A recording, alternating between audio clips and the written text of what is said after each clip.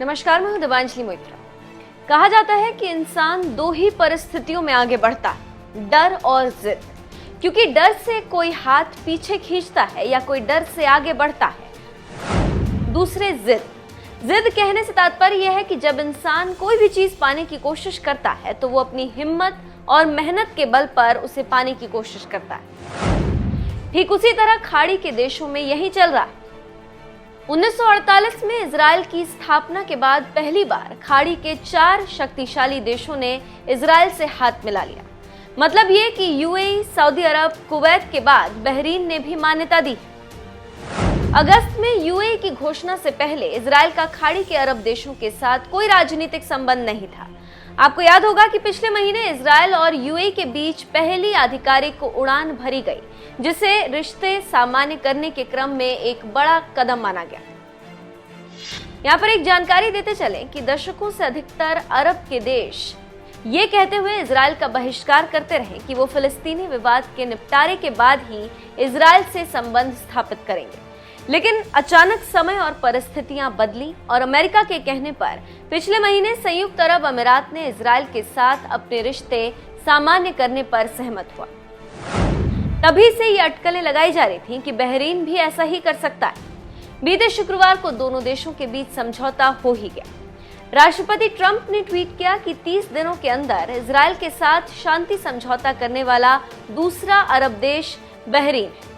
उन्होंने अपने Twitter handle पर अमेरिका, बहरीन और इजराइल के संयुक्त बयान की कॉपी भी साझा की और लिखा कि मध्य पूर्व में शांति स्थापित करने के लिए एक ऐतिहासिक सफलता है। इजराइल के प्रधानमंत्री बेंजामिन नेतन्याहू ने कहा कि वो उत्साहित हैं कि शुक्रवार को एक अन्य अरब देश के साथ एक और शांति समझौता हुआ। राष्ट्रपति ट्रंप और उनके दामाद के लिए ये कूटनीतिक उपलब्धि, जिन्होंने बहरीन और यूएई के साथ समझौते में मदद की। ट्रंप इन अंतर्राष्ट्रीय समझौतों की उपलब्धियों को अपने चुनाव अभियान में इस्तेमाल करेंगे। वो खुद को मध्य पूर्व की शांति और समृद्धि के लिए अगुवा के तौर पर पेश करेंगे। यूएई ने इस कदम का स्वागत किया। विमान में सवार अमेरिका के राष्ट्रपति डोनाल्ड ट्रंप के दामाद और उनके वरिष्ठ सलाहकार जैरेड कुशनर ने यूएई समझौते में मध्य पूर्व की पूरी दिशा बदलने की क्षमता है। बहरीन ने पिछले हफ्ते कहा था कि वो इजराइल और यूएई के बीच की उड़ानों को अपना हवाई क्षेत्र इस्तेमाल करने की अनुमति देगा। अब जब कई देश इजराइल के साथ संबंधों को सामान्य कर रहे हैं, डोनाल्ड ट्रंप एक हफ्ते बाद ही व्हाइट हाउस में यूएई और इजराइल के बीच डील को लेकर एक समारोह का आयोजन करने जा रहे हैं। बहरीन के विदेश मंत्री भी इस ऐतिहासिक समारोह में मौजूद रहेंगे।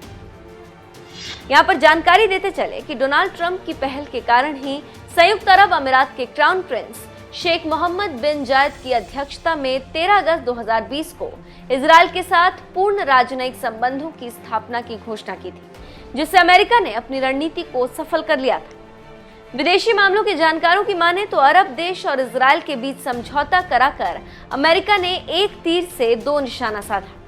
पहला, अपने इस निशाने से ईरान और चीन दोनों औंधे मुंह गिरेंगे।